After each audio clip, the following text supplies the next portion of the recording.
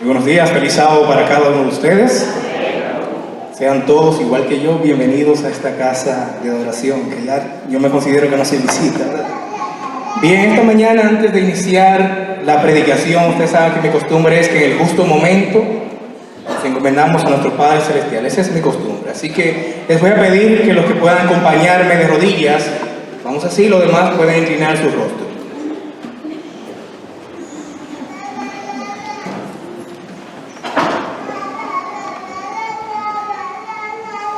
Padre Celestial, en esta hora vamos a exponer a tu santa palabra. Pedimos que tu Santo Espíritu esté poseo en cada uno de nosotros, Señor. Que sea como un receptor, que nuestra mente esté despierta, Señor. Tú dices en tu palabra que el Espíritu necesita y quiere, pero la carne es débil, Señor.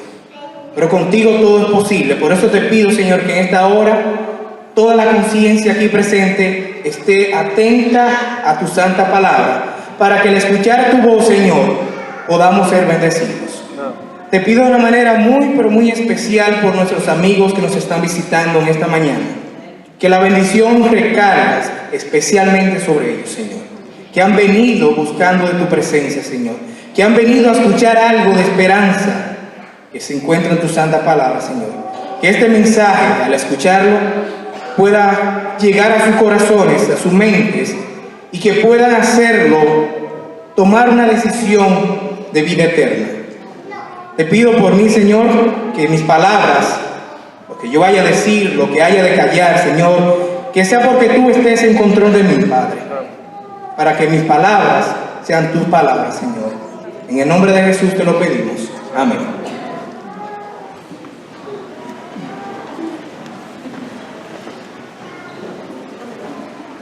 Bien, como ya se leyó nuestra lectura bíblica, la encontramos en el último libro, en el índice de su Biblia, ese libro de Apocalipsis.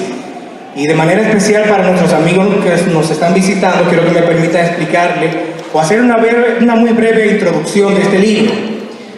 La palabra Apocalipsis viene del griego apocalipsis y significa revelación.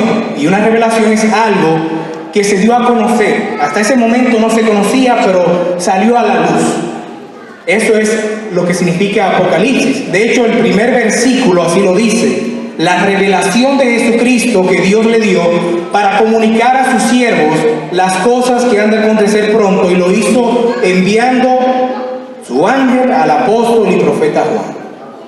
El versículo 3 del mismo capítulo 1 dice que es una dicha, que es una felicidad el que lean, los que escuchen y los que pongan por obra, por práctica, lo que está en el libro de Apocalipsis, porque el tiempo está cerca.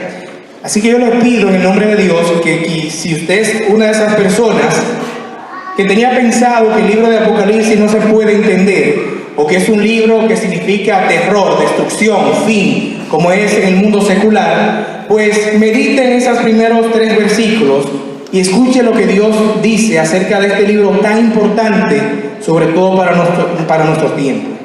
Espero que esta mañana usted pueda salir, si es así, con una mente diferente, con un pensamiento diferente respecto al libro de Apocalipsis. Amén. Bien, nuestra cita específicamente se encuentra en el capítulo 14, el versículo 8, donde se encuentra el mensaje de un segundo ángel. Este es el segundo ángel de una serie de 3 ángeles que se encuentran registrados en el mismo capítulo 14. Y este ángel dice: ha caído Babilonia, la gran ciudad que ha dado de beber a todas las naciones del vino del furor de su fornicación. Ya hemos tratado este tema anteriormente en esta congregación, pero para beneficio de los que no estuvieron en aquella ocasión y para refrescar nuestra memoria, porque ya hace un buen tiempito que prediqué esto acá, voy a hacer un breve resumen, un repasito. No voy a entrar en detalles, no voy a dar citas bíblicas, porque es un resumen. Si usted está interesado en detalles, yo le invito con todo gusto, al final de la predicación se me acerca y le puedo entregar todo el material donde sustentamos la interpretación que dimos en aquella ocasión. Así que solamente es un resumen. En aquella ocasión pudimos identificar a Babilonia. Y vimos que el término, la palabra Babilonia, era un nombre críptico, un nombre en clave que se le aplicaba a Roma. Y esa fue la primera pista que vimos, de 6. La segunda pista o característica que vimos para identificar a Babilonia es que en el capítulo 17 dice que Babilonia es una prostituta. Pero veíamos que en el lenguaje profético Dios aplica el término prostituta o ramera a la iglesia cuando está corrompida. Es decir, cuando por un lado tiene doctrinas que Dios ha revelado, pero al mismo tiempo está mezclada con doctrinas paganas, doctrinas, prácticas o creencias que Dios ha prohibido. Esa mezcla de creencias hace que la iglesia Dios le llame prostituta, porque está con Dios y está con el otro señor. La siguiente característica que vimos es que esa iglesia está sentada sobre aguas, y el ángel explica en el capítulo 17, versículo 15, que las aguas representan muchedumbres, naciones, pueblos y lenguas. Por lo tanto, es una iglesia de alcance universal o internacional. Y el estar sentada significa que gobierna. La siguiente característica que vimos es que dice que los reyes de la tierra han fornicado con ella.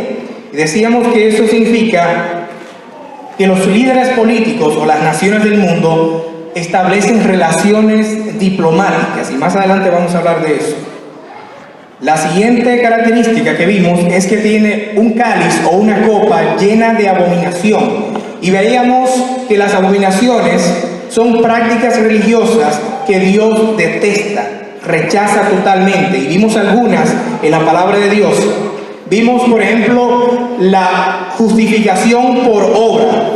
Es decir, usted creer que por penitencia, peregrinaje, por ser un judío, vamos a decir así, como eran los fariseos, muy estrictos, guardadores de la ley, creer que por eso usted va a ganar favores delante de Dios. Es decir, por lo que usted haga. Dios le llama a eso abominación. También cuando usted no hace caso de la santa ley de Dios, su oración es abominable, es rechazada por Dios. La creencia de la inmortalidad del alma, es decir, creer que cuando una persona muere se va al cielo, al infierno o a algún lugar, eso Dios le llama abominación porque es el principio del espiritismo. También vimos que la adoración a Dios mediante ídolos, es decir, a través de imágenes pintadas, talladas, esculpidas, fundidas, sea representando al verdadero Dios o a cualquier deidad, Dios le llama eso abominación. También vimos la adoración al sol y también el endechamiento a Tamuz y todo lo que tiene que ver con Tamuz. Esto es un repaso, no voy a entrar en detalles en estos aspectos. La última característica que vimos de esa iglesia es que es perseguidora, porque dice el capítulo 17 que está ebria de la sangre de los santos y de los mártires de Jesús. Tomando en cuenta esas características, decíamos que esta iglesia debe encontrarse en la era cristiana, ya que está ebria de la sangre de los mártires de Jesús, y que tiene que ser dentro del cristianismo, porque en la Biblia nunca Dios le aplica el término ramera a religiones paganas como el budismo, sino siempre al pueblo de Dios cuando se corrompe. Antes de Cristo se le aplicaba ese término al pueblo de Israel, cuando se iba en pos de dioses ajenos. En la era cristiana, entonces se le aplica también al pueblo cristiano, pero no a todos los cristianos, por supuesto. Estoy hablando de la característica. El pueblo cristiano o la iglesia cristiana que está corrompida y que guarda todas esas características. Dentro del cristianismo, donde hay más de 3.000 denominaciones, movimientos y más, vimos que la única entidad religiosa que encaja perfectamente con esto es la Iglesia Católica Apostólica Romana. Y voy a repetir lo que siempre digo cuando doy este mensaje, que es un mensaje difícil de predicar porque no queremos ofender a nadie. Y de hecho eso no es lo que he venido. No he venido a ofender a nadie, a señalar a ninguna persona. Nos estamos refiriendo al sistema. No nos referimos a los miembros de la Iglesia Católica. Yo quiero que quede claro eso, sobre todo para nuestros amigos que nos están visitando. No quiero que se me sientan ofendidos. Esa no es nuestra intención. Este es el repaso. Ahora, la predicación de hoy va a tener algo relacionado. Había uno de los apóstoles que el domingo de resurrección él no estuvo presente, no pudo ver a Cristo. Sin embargo, los compañeros le dijeron, el Señor apareció, estuvo con nosotros. ¿Recuerdan cómo se llama ese apóstol? Tomás, no nuestro hermano Tomás. ¿Y qué dijo Tomás? ¿Qué dijo? Hasta que no lo vea y lo toque, no lo crea. Y muchas veces nosotros somos como Tomás, que tenemos que ver para creer. Por eso en esta mañana, como continuación de esa predicación, yo he traído lo que yo le llamaría las evidencias, para que si alguno de nosotros es como Tomás, que tenga duda, pues estemos claros. Así que las 6 características que le mencioné resumidamente, las vamos a ver con evidencia, con imágenes y algunos datos que tengo aquí también presentes. La primera característica que vimos es que el término Babilonia hace referencia a Roma. Y ya mencionamos que Babilonia, la gran ramera, la identificamos como la Iglesia Católica. Ahora vamos a ver qué relación hay entre la Iglesia Católica y Roma.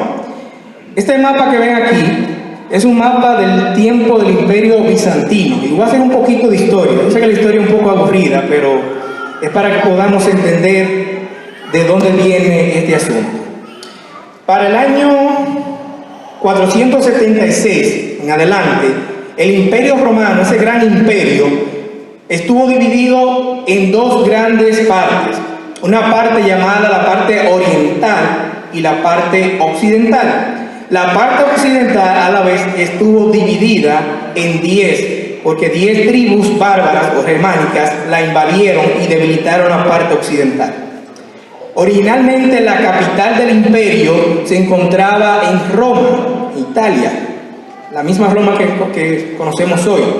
Pero luego fue mudada la capital, por supuesto, no que mudaron la tierra, sino la capital, a la parte oriental, a Constantinopla, que vendría siendo lo que se conoce hoy como Estambul, en Turquía. Ahí estaba la parte de la capital del imperio.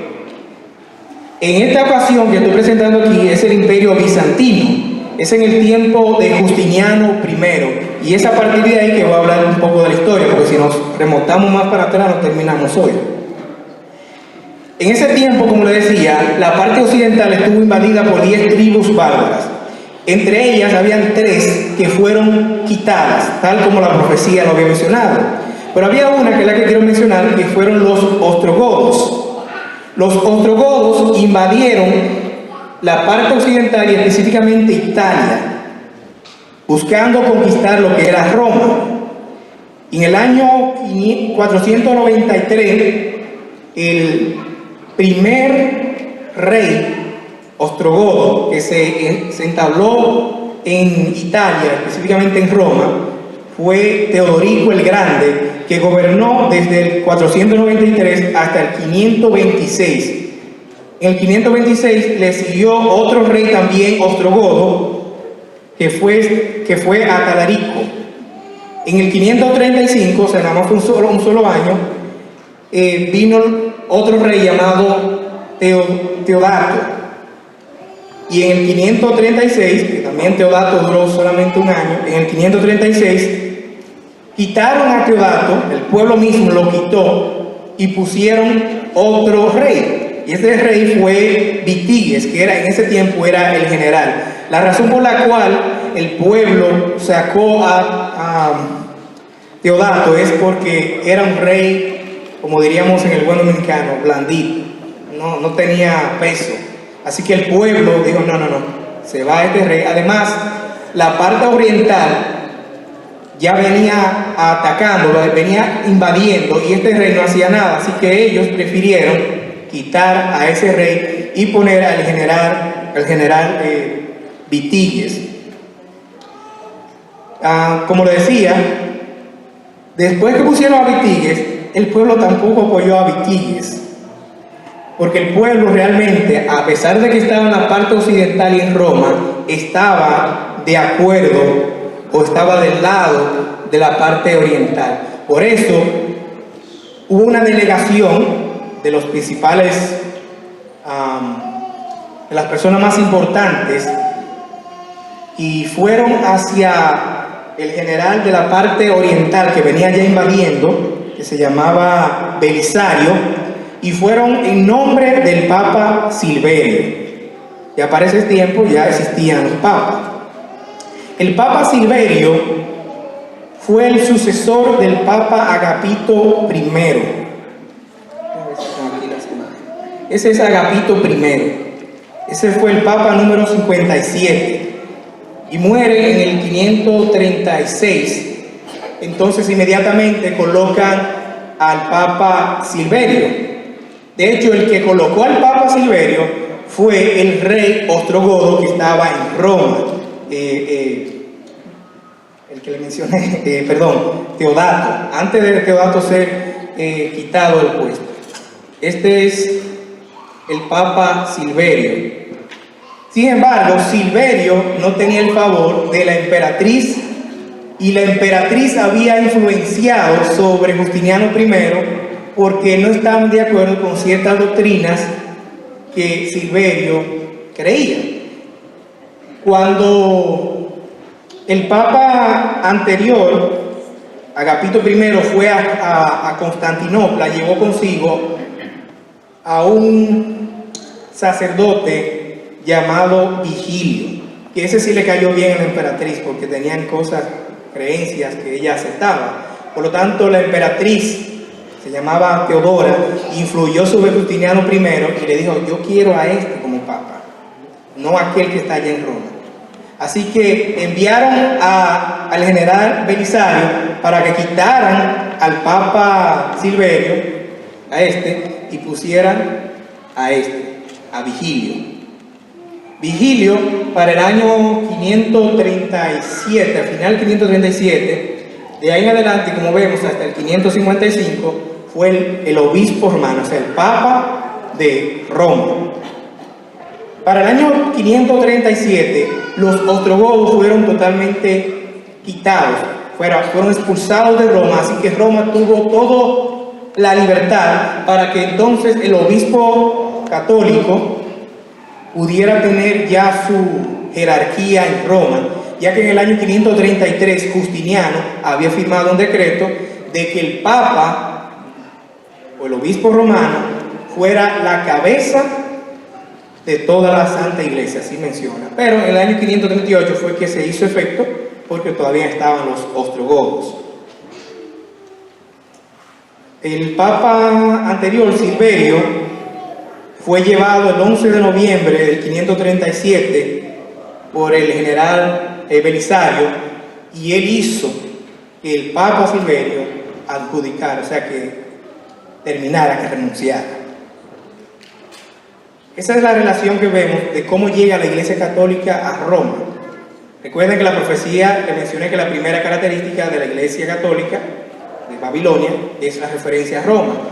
Hasta la fecha de hoy todavía la Santa Sede se encuentra ¿dónde? ¿En República Dominicana? En Roma. Este es el Papa Pío VI. Desde el 538 hasta el 1798, exactamente como lo había profetizado, todo ese periodo el obispo romano reinó como un rey. Hizo lo que quiso.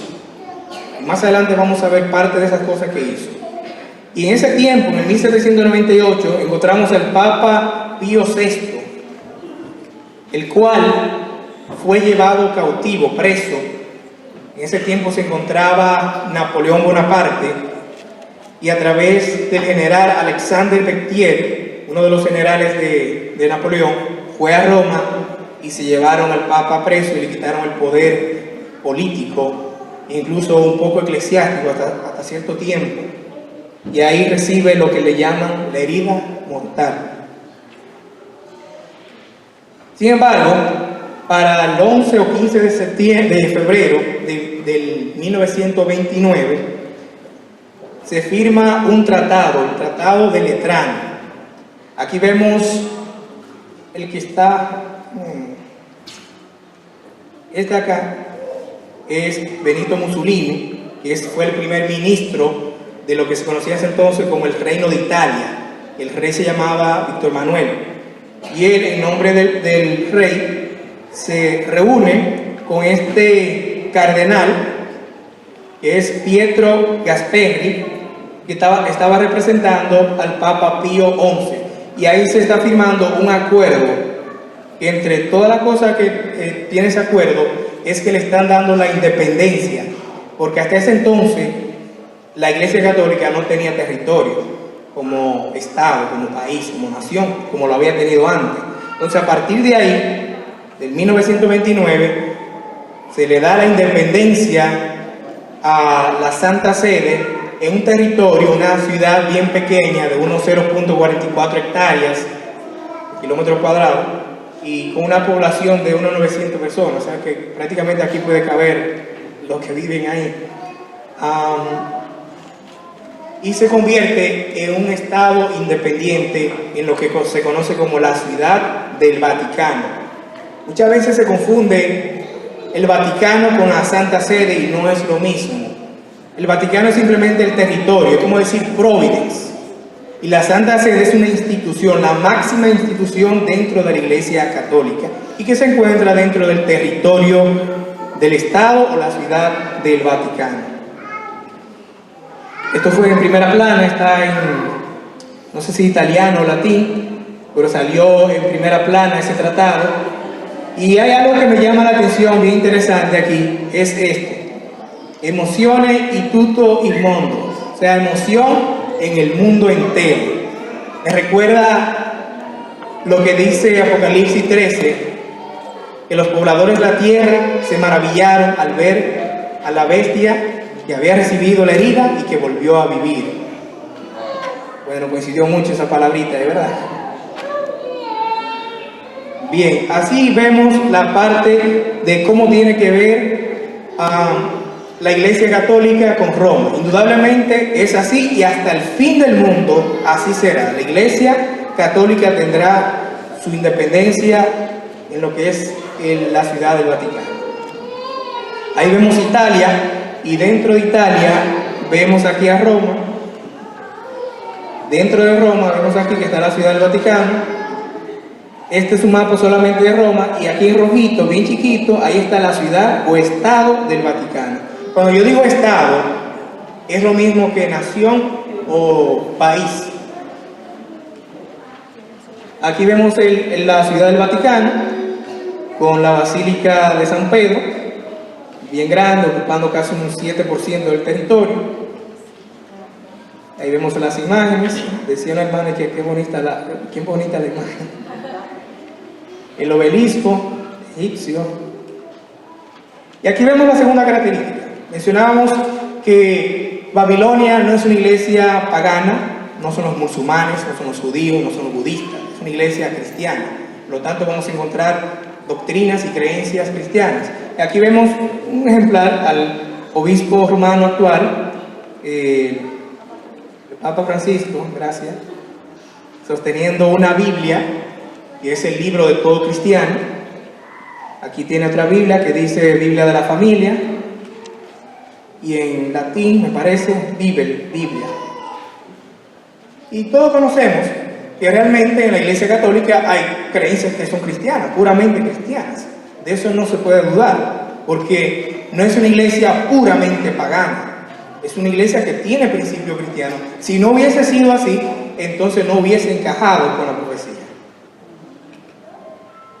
Sentada sobre muchas aguas, este es un mapa donde se ve la distribución de los católicos a nivel mundial. Donde se encuentra más intenso el color es que hay mayor presencia, y donde está más suave es porque hay menos presencia, pero fíjense que es en el mundo entero. Dentro de todas las religiones en el mundo, incluso de las no religiones también, vemos que el cristianismo ocupa el 33% de todas las religiones del mundo. O sea, la mayor parte de las personas que creen algo son cristianos. Y aquí menciono todo: adventistas, testigos de Jehová, todo lo que son cristianos. Aquí vemos prácticamente lo mismo, pero un poco dividido aquí. Vemos que dentro de los católicos ocupan el mayor porcentaje y el mundo evangélico ocupa un porcentaje menor. Esta otra tabla, otro pastel, donde vemos claramente, fíjense aquí cómo el protestantismo ocupa solamente 0.6% y cómo el catolicismo ocupa el 17.4%. O sea, la mayor parte de los cristianos son católicos. Y de hecho, entonces, la mayor parte de los creyentes en el mundo son católicos.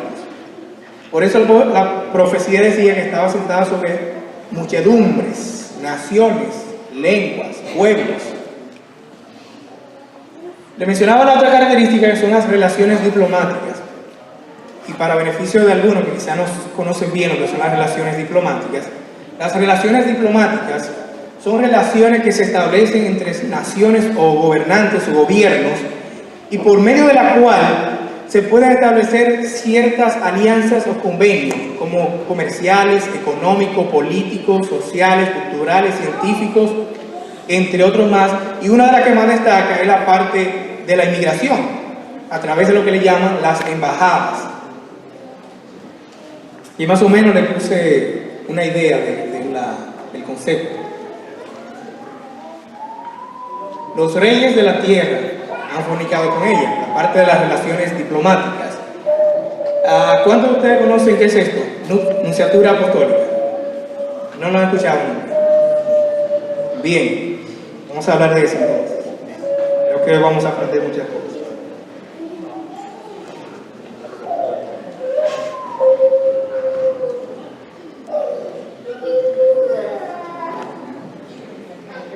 La nunciatura apostólica, para adelantarla, es lo que conocemos en el mundo secular como las embajadas. Lo que pasa es que el Vaticano, o más bien la Santa Sede, y aquí quiero hacer una aclaración, las relaciones diplomáticas que vamos a ver no es con el Estado del Vaticano, es con la Santa Sede. Y le voy a repetir cuál es la diferencia. La Santa Sede es la institución máxima de la Iglesia Católica que se encuentra en el territorio de la ciudad o el estado o el país o nación del Vaticano. ¿Entendieron la diferencia? Así que las relaciones que guardan las naciones, la profecía no se iba a equivocar, es con la Santa Sede, no es con la parte de la ciudad del Vaticano, no con el estado, es con la Santa Sede, o sea, con la institución. A la nunciatura le decía que son las embajadas, ellos le llaman así, nunciatura apostólica, o nunciatura papal, o simplemente nunciatura. Y el que está encargado ahí, que nosotros llamaríamos un embajador, ellos le llaman nuncio papal o nuncio apostólico, o quizás solamente nuncio. Y el rango que tiene dentro de la Iglesia Católica es que son arzobispos. Esos son los embajadores. Todos los cargos que hay dentro de la Iglesia, todos son sacerdotes. Todos. Hay algunas relaciones diplomáticas que son más recientes y hay otras que son más antiguas, más remotas. Les voy a mencionar algunas bien remotas para que capten la idea de que yo no vine solamente a mencionar lo reciente y que lo del pasado lo estoy sacando fuera de contexto. La primera nunciatura, y ya les expliqué lo que es la nunciatura, con carácter permanente, fue en la República de Venecia en el año 1500. En España hay un nuncio, y ya le mencioné lo que es un nuncio, un embajador, un nuncio acreditado desde el año 1577. En Francia se estableció las relaciones diplomáticas en 1583. Y el primer estado protestante en enviar un embajador a la Santa Sede fue en Prusia, o de Prusia, en el año 1805. El primer estado no cristiano en establecer relaciones diplomáticas con la Santa Sede fue Japón, en 1942. Y el 16 de enero de 1982, casi yo naciendo, se restablecieron relaciones diplomáticas entre la Santa Sede y el Reino Unido, que había estado interrumpida por 447 años, ya que el rey Enrique VIII se separó de la Iglesia Católica y se volvió anglicano. Eso fue en el año 1535. La Federación Rusa es más reciente, fue desde el año 1994, y aquí en los Estados Unidos empezó con una delegación. Una delegación que empezó en el año 1893 y en el año 1998 ha estado precedido por un nuncio, o sea, por un embajador, desde el año 1998. Esto es lo que se llama la nunciatura. Esta es la que está en Nueva York. En la nunciatura hay algunas que tienen residencia, o sea que el arzobispo vive ahí, esa es su residencia. De hecho, esta que estaba en Nueva York, el año pasado cuando Mario Bergoglio, Francisco, asistió, ahí fue donde él estuvo hospedado. Este es el nuncio de aquí de Estados Unidos. O sea, él representa a la Santa Sede en Estados Unidos. Este es reciente, esta fue una reunión que tuvieron ayer viernes en el Vaticano. Este es el nuncio de México, no sé si hay mexicano aquí, lo traje por eso, porque me imaginé que iba a haber mexicano. Este es el de Guatemala y ese es el de República Dominicana, ese es nuevo. Recuerden que había uno que se armó un escándalo por abuso de niños, ¿recuerdan? Hace como 2 o 3 años. Sí, ese lo quitaron y pusieron a este que es de Nigeria. Los reyes de la tierra han fornicado con ella. Yo le voy a presentar unas cuantas imágenes. Pero primero, quiero decirles, ya que vieron el presidente aquí, hasta ahora no habíamos visto presidente, sino solamente los nuncios. Según las Naciones Unidas, en el mundo existen 194 países. Y de esos 194 países, hay 180 países que tienen relaciones diplomáticas con la Santa Sede. Y el crecimiento es increíble porque en el año 1978, cuando fue electo Juan Pablo II, solamente habían 84 países. Imagínense, es casi 100 países en poco tiempo. Y hay otras relaciones, porque les mencioné que son 194 según un estándar que tienen las Naciones Unidas para determinar si un territorio es nación. Pero hay territorios que son considerados que no son naciones, como Palestina, que tiene problemas y conflicto y todavía no se declara si son o no son. Pues también con esos territorios la Santa Sede tiene relaciones y muchas otras relaciones, que les voy a mencionar algunas. El que quiera conocerlas todas las relaciones, entre a la página del Vaticano, que eso es lo que yo hice, y busque relaciones diplomáticas o relaciones especiales.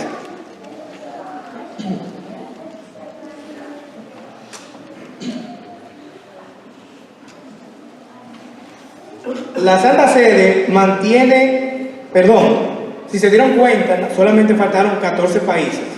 Esos 14 países que faltan por establecer relaciones, y que yo no dudo que un día de esto también la establezcan, la razón es porque son países con ideales religiosos y sociales bien fuertes.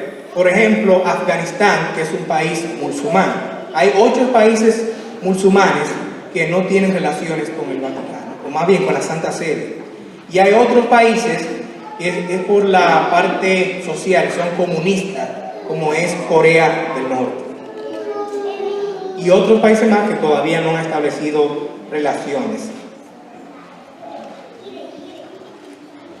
En Roma, la Santa Sede también tiene su sede, lo que le llaman la Misión del Estado de Palestina, las oficinas de la Liga de los Estados Árabes, la Organización Internacional para las Migraciones y el Alto Comisariado de las Naciones Unidas para los Refugiados.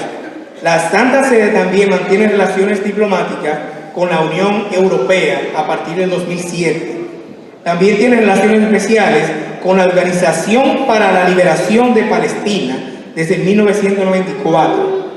También tiene relaciones especiales con diferentes organizaciones y organismos intergubernamentales e internacionales, como son la ONU, o sea, la Organización de las Naciones Unidas, la Conferencia de las Naciones Unidas sobre Comercio y Desarrollo, de la cual la Santa Sede es miembro de esa conferencia.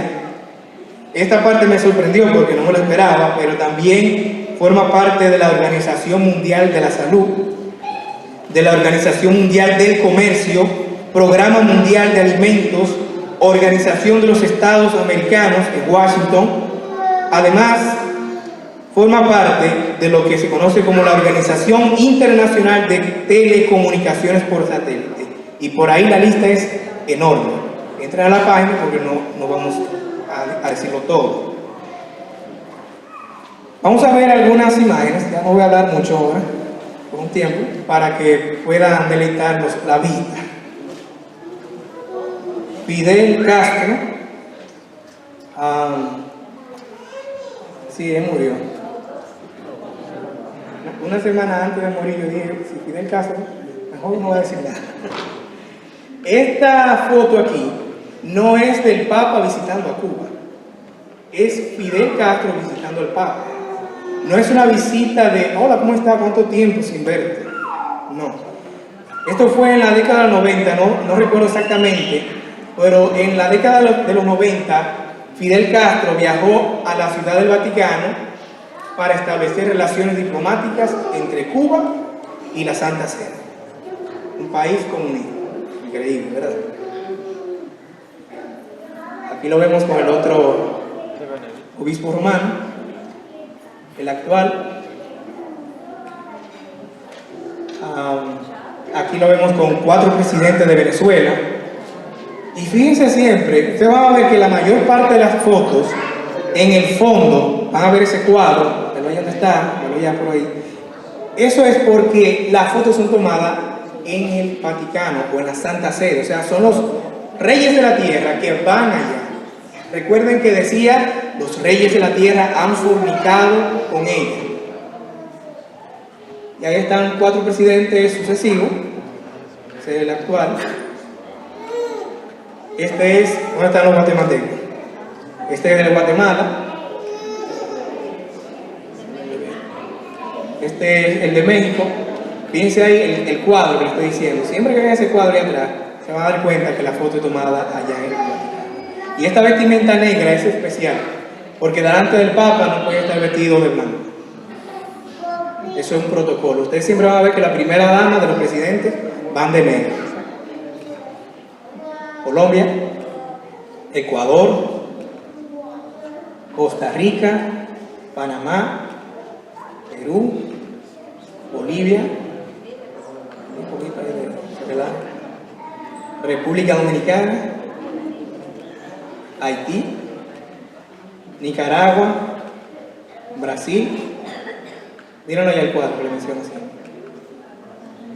Argentina, Paraguay, Chile, Uruguay, El Salvador, Honduras, los reyes de España, miren allá el cuadro otra vez, Francia, Israel, no recuerdo bien, uno de los dos es el primer ministro y otro es jefe de Estado. Palestina, miren allá el cuadro de nuevo, los reyes de Inglaterra, Rusia, el cuadro allá, África, Turquía, Japón, Canadá, Irak, sí, Egipto, Irán, Singapur, Corea del Sur. Recuerden que Corea del Norte todavía no ha establecido relaciones. Digo todavía. Alemania. Y aquí nuevamente Alemania. Esto es sorprendente, mis hermanos. ¿Cuánto pueden observar esta foto y reconocer este personaje? Hitler. Aquí vimos Alemania recientemente, pero aquí vimos Alemania en ese tiempo cuando estaba Adolf Hitler. Y este es el Papa Pío XI. Sí, y aquí lo vemos también. Este es Trujillo, visitando también la Santa Sede en el año 1955 para establecer relaciones diplomáticas entre la República Dominicana y la Santa Sede. Y aquí por igual está el Papa Pío XI. Recuerden que más o menos Adolfo Hitler y la época de Trujillo fue más o menos el mismo tiempo. Para los que no son dominicanos, este fue un gran dictador en nuestro país. Él decía que él era Dios, el jefe. Ebria de la sangre de los santos. Yo no sé si ustedes, con las pocas fotos que les mencioné, estarían convencidos de que los reyes de la tierra han fornicado con ella. Yo espero que no sean duros de corazón, porque si no, entonces la próxima predicación me lo voy a pasar pasando fotos solamente de eso y videos. Ebria de la sangre de los santos y de los mártires de Jesús. Hay muchas imágenes muy fuertes, yo no las traje, pues son demasiado fuertes. Esto es en un museo. Hay varios museos en diferentes partes del mundo. Hay uno en México, se llama el Palacio de la Inquisición, donde en el museo se muestra de una manera como esta, cómo la Iglesia Católica torturaba a los que ellos llamaban herejes, aquellas personas que no se sometían a lo que la Iglesia decía. Y esto es un poco, como le dije, las imágenes son fuertes, pueden buscarlo en internet y en la historia. Esa es más o menos una. Pero ahora yo voy a mencionar con fecha, cantidad y lugar. Y espero que no se me aburran, un poco, pero es sorprendente. Cuando yo la leí, dije, wow.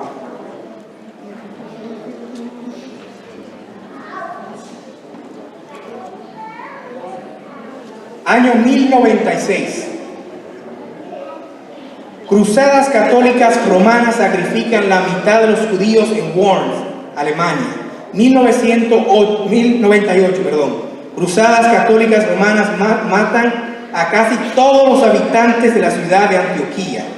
1099. Cruzadas católicas romanas masacran a 70.000 musulmanes y judíos cuando capturaban Jerusalén. Del año 1208 al 1226, la cruzada albigense en el sur de Francia. Esas cruzadas católicas sacrifican unos 20.000 ciudadanos de Béziers, Francia, el 22 de julio de 1209. Albigenses cristianos, incluso católicos mismos, fueron asesinados. En el momento en que los ejércitos católicos terminaron su cruzada, casi toda la población del sur de Francia, en su mayoría cristianos albigenses, habían sido exterminadas. Durante 6 siglos de Inquisición papal, que se inició en el siglo XIII, hasta 50 millones de personas murieron. 1236. Cruzadas católicas matan judíos en las regiones de Anjou y Poitou, no sé mucho francés, del oeste de Francia. Las cruzadas católicas arrollan hasta la muerte con sus caballos a 3.000 judíos que rechazan el bautismo. 1246. Turbas católicas queman vivos a todos los judíos en Berlín, Alemania, cerca de Berlín. 1298. Turbas católicas queman vivos a todos los judíos en Röttingen, Alemania. 26 de abril de 1349. Turbas católicas romanas queman a la muerte todos los judíos en Hermesheim, Alemania. Del año 1348 al 1349, los judíos son culpados de la peste bubónica. El autor Dave Hunt nos dice que, acusados de causar la muerte negra, los judíos fueron detenidos por turbas católicas y colgados, quemados y ahogados por miles de personas en venganza. 1389. Turbas católicas asesinan a 3.000 judíos en Praga cuando se niegan a ser bautizados. 1481 al 1483. Por dirección de los inquisidores católicos romanos, las autoridades queman en la hoguera al menos 200 personas durante los 2 primeros años de la Inquisición española. 1481 al 1483. Por dirección de los inquisidores católicos, las autoridades queman en la hoguera, ya la leí, 1540 a 1570, ejércitos católicos matan al menos 900.000 cristianos valdenses de todas las edades durante ese periodo de 30 años. 1550 a 1560, las tropas católicas matan al menos 250.000 protestantes holandeses a través de la tortura, colgados y la quema durante ese periodo de 10 años. 1553 a 1558, la reina católica romana María I de Inglaterra hace intentos para traer a Inglaterra de nuevo bajo el yugo de la tiranía papal. Durante su reinado, alrededor de 200 hombres y mujeres son quemados. Sus víctimas incluyen incluso obispos, académicos y otros líderes protestantes. 1572, y esto está en el conflicto de los siglos, esta parte, día de la matanza de San Bartolomé. Soldados católicos franceses comienzan matando a los protestantes en París en la noche del 24 de agosto de 1572. Los soldados matan al menos, escuchen esto, 10.000 protestantes durante los 3 primeros días, y al menos 8.000 más protestantes son muertos cuando la masacre terminó en el campo. 1618 a 1648, la guerra de los 30 años. Esta guerra sangrienta, planeada, religiosa, instigada y orquestada por la orden católica de los jesuitas y sus agentes, en un intento de exterminar a todos los protestantes en Europa, muchos países de Europa central pierden hasta la mitad de su población. 1641 a 1649, 8 años de carnicería católica, instigado por los jesuitas de irlandeses protestantes, cobra la vida de al menos 100.000 protestantes. 1685, soldados franceses católicos romanos sacrifican unos 500.000 franceses protestantes hugonotes por orden del rey católico romano Luis XIV de Francia. Alrededor del año 1938 al 1945, dictadores católicos como Adolfo Hitler y Monseñor Tiso sacrifican unos 6.000 millones de judíos en Europa antes y durante la Segunda Guerra Mundial. Y por último, 1941 al 1945, o sea, después que toman la independencia en el 1925, como ya mencionamos, después de eso, la organización católica Ustacha, en el estado fascista de Croacia, asesinó hasta 1 millón de cristianos ortodoxos serbios. Y si quizá usted dice que yo estoy exagerando, porque estoy buscando pretexto, es el Palacio del Museo de México, donde está la tortura. Mea culpa, no sé cuántos de ustedes conocen este libro. Es un libro donde el Papa Juan Pablo II pide perdón por las atrocidades que ya vimos que cometió la iglesia. O sea, la misma iglesia reconoce que sí, que es culpable de lo que pasó y que acabamos de leer. Mea culpa, esa es la portada, esa es la parte de atrás. Aquí dice: ha sido justa la Iglesia Católica con los otros. El examen de conciencia de Juan Pablo II. Esta obra no fue escrita por un protestante, fue en la misma Iglesia Católica, Juan Pablo II, y Ratzinger también estuvo en la parte de la edición del libro. Es el índice del libro. Y aquí eso se hizo público. El Papa pide perdón a los protestantes por la persecución de la Iglesia Católica. Fíjense que es el Papa actual. O sea que desde Juan Pablo II en adelante han estado reconociendo la culpa. Las abominaciones, ya con esto vamos a terminar. Una de las características que mencionábamos son las abominaciones. Y una de las abominaciones es la idolatría, querer representar a Dios en una imagen. Y aquí vemos como el mismo obispo romano, Francisco, está besando a un ídolo. Y en este caso no está representando a Dios, está representando a supuestamente María. Si esto no es adorar, o si esto es como le llaman, venerar, pues como quiera está mal. Piensa aquí.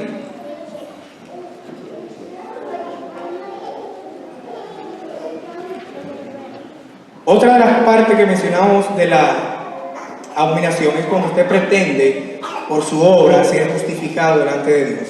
Y aquí tenemos lo que yo le llamo el sacramento de la penitencia. Examen de conciencia, dolor de los pecados, propósito de enmienda, confesar al sacerdote todos los pecados y cumplir la penitencia que le pone. yo llegué a hacer esas penitencias. La última que me pusieron fue que saliera e hiciera un bien a cualquiera que encontrara. Las otras eran Padre Nuestro y Ave María.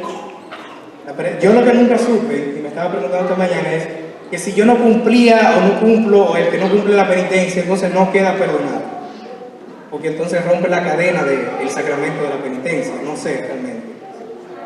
Pero eso Dios le llama abominación. Usted quiere ser perdonado, arrodíllese en su habitación, hable con el Padre Celestial y pídale perdón a Él. Que por la penitencia de Cristo, si se quiere, es que nosotros somos perdonados, no por lo que nosotros hagamos. No hacer caso de la santa ley de Dios, su oración se vuelve abominable. Y aquí hay una comparación entre la santa ley de Dios como está en la Biblia y como lo dice la Iglesia Católica. Fíjense que el segundo mandamiento no se encuentra dentro del catecismo de la Iglesia Católica. Y aquí, si se dan cuenta, está dividido. Y el cuarto está cambiado. Dice, acuérdate del día de reposo para santificarlo. Pero ellos dicen, santificarás las fiestas. El día de la Altagracia, el día de San Bartolomé, el día de sé yo quién. Esas son las fiestas que dice la Iglesia. Pero la Biblia no dice fiesta, dice sábado, el día de reposo, el séptimo día.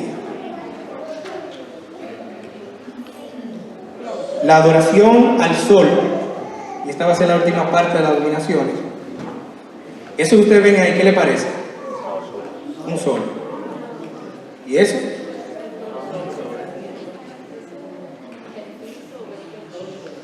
Otro sol, el sol y la luna.